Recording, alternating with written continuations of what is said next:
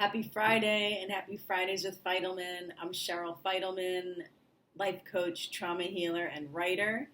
And today's topic on Fridays with Fidelman is trauma is shallow. And there's a lot of things that I mean when I say that. Mainly what I mean is that any behavior that is caused by unhealed trauma is shallow behavior. So it keeps us in a very narrow frequency of operating. It keeps us, number one, from reaching our full potential as human beings, which is so massive. I mean, if you just look around and you see buildings and cars and streets and roads and houses and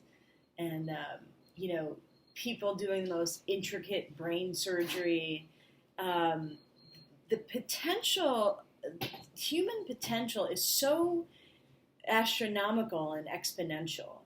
And, whether you're meant to be a doctor or you're meant to be like an amazing origami maker, everybody has that interesting thing that they can do probably better than anybody. Everybody has their own particular area of genius. Excuse me. And I think that oftentimes unhealed trauma can have us just not go there. Just not go to the area of our genius. Because we are, number one, we weren't supported as we were children to fully lean into our genius, or nobody noticed the particular area of our genius. Or they noticed it, but they didn't quite know what to do with it, so they said, do something easier with your life, right? And so we get stuck in this narrow, and this is big picture what I'm talking about, right? And there's also moments when we get stuck in a very narrow frequency of behavior. Like, for example, I made a note. Like, for example,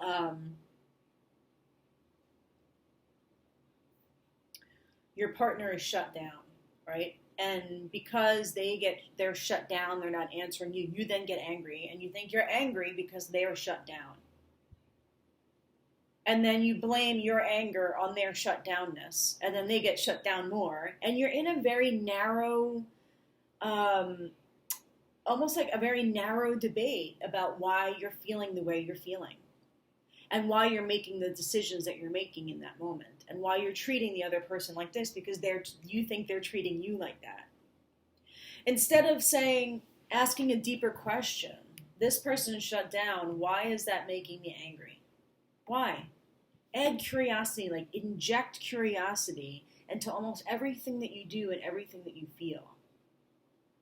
My partner shut down, that's making me angry. Why is that making you angry? Why do you care that they're shut down? Why is their shutdownness a problem for you? Well, I need them to be available. I need them to love me. Why do you need them to love you? Why do you need them to show love right now? Why do you need them to be in some other mood than they're actually in right now? Keep asking yourself why until you get to a feeling. And when you get to a feeling, that is actually what is driving the situation. Well, I feel left out. I feel sad. I feel like maybe we're not going to be able to talk, or we're not going to get through this, or we're not going to get over this, or I feel like the form of our relationship, the way that I want it to be, the way that I want it to be is actually not the way it is in this moment, so I'm actually just not getting what I want. And so all of those underlying feelings are what we had to not say when we were kids and just go along with the situation and sort of like fight a fight that we didn't want to fight when all we really wanted was like a hug. We had to ignore our reality and pretend we weren't feeling that way and become people-pleasing, overcompensating, going to a school we didn't want to go to, then potentially working a job we didn't want to work, or being in some conversation with our parents that we actually didn't want to be in and act like we cared about it, when really underneath it was a bunch of feelings I want to be seen, I want to be heard, I want to be hugged, I want to be loved, that we actually just set aside. And so when you're in a very narrow frequency of communicating, like, I don't want to say what I really want to say because I want the other person to like me. Or I don't want to say what I really want to say because I don't want the other person to get angry at me. Why? Why don't you want them to get angry at you? Why would you manage their emotion by selling out on what it is that you need to say? Why would you do that? Where did that come from? Inject curiosity about yourself. Go beyond the shallow, like, surface area of codependence, which is, I'm going to operate in a way that is acceptable to the situation, and I'm going to operate in a way that will actually handle and take care of the situation rather than actually expose what I'm actually feeling and what I'm really wanting. Whether or not what you're wanting is going to get satisfied, the want is still there. And so, why am I in this job that isn't a full expression of my truest passion? Well, because at some point I gave up on my passion. I don't think it's possible. Why did you give up on your passion? Why don't you think it's possible? Why did what you used to think is possible become more narrow and narrow and narrow and shallow and shallow, such that the amount of possibility that you're living in is so small? How did that happen? Why? Why did that happen? Why did you create your life the way that it is? Put curiosity towards everything. Why do I use the soap that I use? Why do I live in the apartment that I live in? Or why do I live in the house that I live in? Be curious about every single thing. Otherwise, you're just seeing everything through a very narrow hole. It's because all I see that's possible are these few things. The only thing that I see as possible is to keep this relationship alive, even though I really don't want to, but I don't want to give up companionship. I'm too afraid to lose something for something that might actually be greater. I'm so afraid to lose the form and the box that I'm living in order to widen my horizons and then live inside of a bigger box and then expand my capacity and expand my possibility and shed the limits that I have and take time to look at it like my life is designed by me. It's not designed by your bank account. It's not designed by your partner. It's not designed by your boss. It's designed by you. Every single thing in your life is designed by your psychology and the constraints of your psychology. And we all have constraints to our psychology. And a nice portion of us who go into like a healing realm is we are trying to expand the constraints. Break down the walls, and there's like wider walls. And you break down those walls, and there's wider walls. There's a commitment to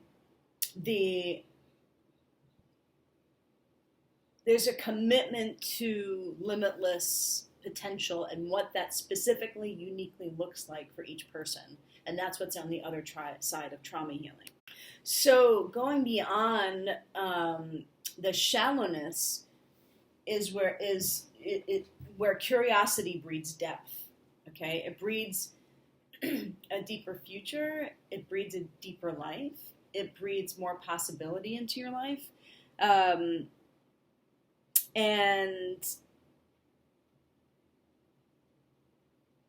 it changes your state.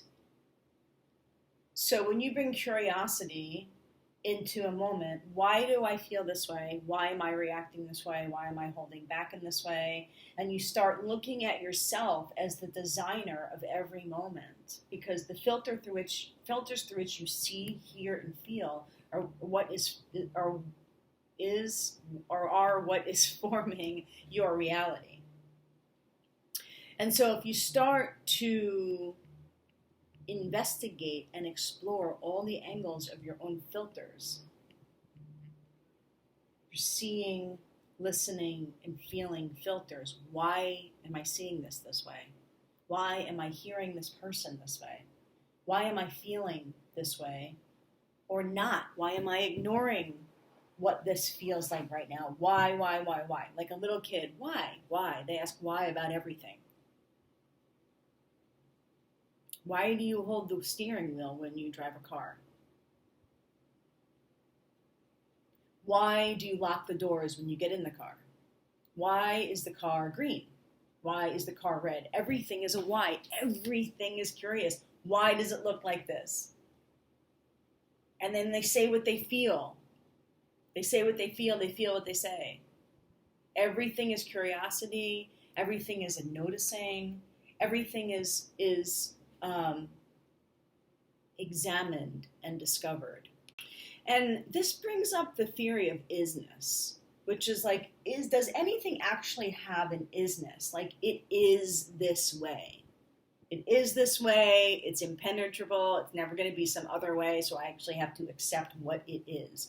What are the things in your life where you think it just is this way and it's not going to be any other way? And so I have to accept it the way it is or leave. I have to accept this moment the way it is. I have to accept how I feel and what I'm thinking about this. I just have to accept it the way it is. I think that's sometimes a very shallow way of looking at things, because the way you think can be transformed. If you objectify your thoughts, which is what I do, I train people to objectify their experience and say, this is what happened, this is what's happening, this is what I'm thinking, this is what I'm feeling. Okay, let's look at it. Okay, let's take it maybe a foot away from you, examine it, look at all angles of it. Why? And what's on the other side of that? And what's on the other side of that? And what's on the other side of that? And the more surface area that issue or idea is that we're examining, the more possibility it has, the more potential it has to morph and transform and for us to experience it in some other way. And that is, I find that to be incredibly exciting and like my job holds for me some of the most fascinating conversations as we start to examine how people's psychologies are bending their reality. Very often people will come and hire me because they've gotten to a point where I've been operating in this particular frequency for 5, 10, 20 years, and I actually didn't realize there was actually some other way to operate. They thought that was it. And so now they've popped out. They've almost like come out of the water from drowning in that one frequency, and they're like, I think there's some other way. I didn't realize it. But I actually think there's some other way of moving through life and viewing people and viewing myself than what I've been locked into for so long. And then we start to examine what they've been locked into and how they got locked into that frequency. And then we start to open up other points of view rather than the one they've had for so long. And I think that one point of view that people get locked into, myself included, is a result of unhealed trauma. Codependence is a result of unhealed trauma, which I was locked into codependence for so long. I was locked in. And there were moments where I was like, I am locked into codependent behavior and I actually don't have any other choice. I can see it, I think I know it, but I just don't have any other choice just yet. And I started to get more and more disengaged with it and became less, there was less oneness with my codependence, and I was able to objectify it. And then I was able to say, oh, that's not me. It had me for so long. And there's so many other me's, versions of me, expressions of me. There's so many other realities and ways that I can relate that are possible beyond that sort of that locked in narrow frequency. So what are some areas of your life that can use some more investigation do it yourself. Just inject the question of why. Anywhere, whether it's your job or with your partner, whether it's the way in which you manage your time, the way in which you manage your feelings, the way in which you manage your emotions, the way in which you manage your future, what you're working towards or not working towards, or what you've given up, or what you think is just not possible anymore. Why? Just why? Add like a 3-year-old kid's why. Why? Keep asking yourself why. Don't stop. Choose one thing and why it to death. Is there somebody in your life, could be your partner, could be your boss, could be your family member, could be yourself, where you feel like you're existing in a very narrow plane of communication?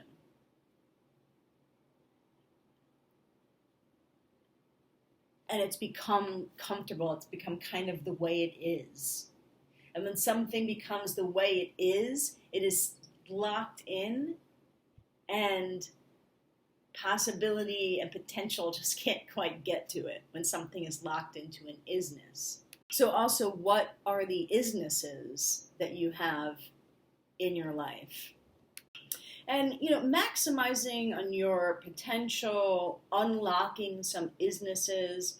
It's not, sometimes those efforts can be thwarted because it's like, why? Why would I do that? Like, why would I unlock this isness that is comfortable and everything is moving and going along fine? You don't have to. There's nothing wrong with isnesses. There's nothing wrong with areas where it's like locked into a frequency, where there's there isn't a depth of exploration. There's actually nothing wrong with that. But if there's somewhere in you that is committed to discovering what is potentially beyond these things that are locked in,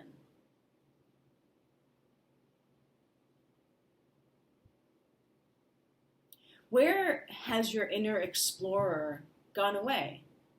And if you have the desire to bring your inner explorer back, then do it.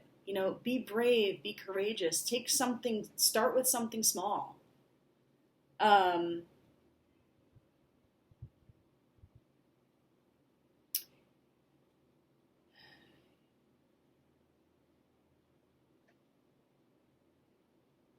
How expansive do you want to utilize your power, your love, your skill set, your time? Where do you want to inject exponentiality? I don't even know if that's a word, but the exponentialness, the kaleidoscope, the hall of mirrors, the infiniteness that is intrinsically there for us to grab onto.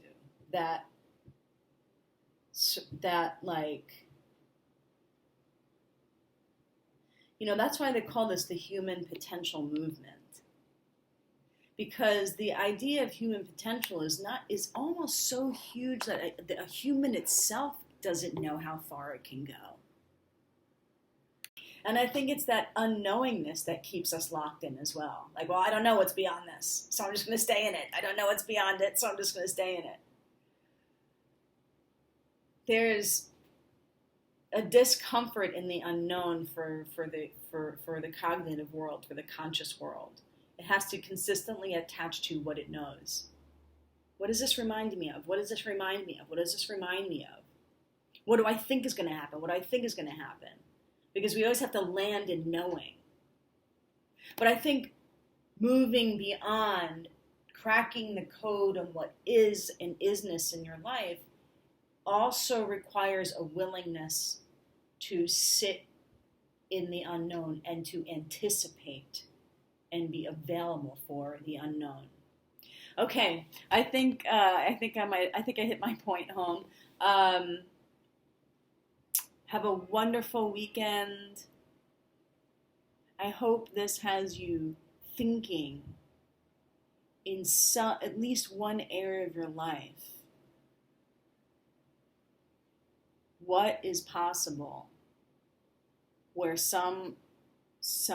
where your cognitivity your unhealed trauma really has a hold on it. What's possible in that area, and it's being held. Have a great weekend. Keep chipping away at your potential because it's magnanimous, it's exponential. And we are the people that built this world. So let's keep building, creating, and inventing. And subscribe. I keep forgetting to ask you to subscribe. You're awesome. Happy healing. Bye. One more thought, because I really want to drive home this notion that our psychology creates everything in our life. So, for example, like, you really want to play guitar because you think that you'd be really good at guitar, or it's something that you would really enjoy, but you can't afford a guitar lesson, so you just don't do it. Well, or you don't have a guitar, so you just don't do it. Well, on Craigslist, there's like the free list, things that are free. You can find a free, like, crappy guitar. You can ask your friend who plays guitar, like, hey, can you give me one free lesson? And then give me enough things to practice over the next few months so that over those few months I'll practice and save my money and then pay you for the second lesson in a few months. So, anything that you want to do is possible. It only becomes not possible with a limited thought process and limited potential and possibility that we put to it. So, where can you think outside of the box? Where are the things that you want to do that you really want to do, but you just don't do it because you think you don't have the time, or you think you don't have the money, or you think you don't have the skill set, or you don't have the patience, or you don't have the self-confidence? Well, why don't you have the self-confidence? Ask why. Why to everything. Okay, thanks everybody.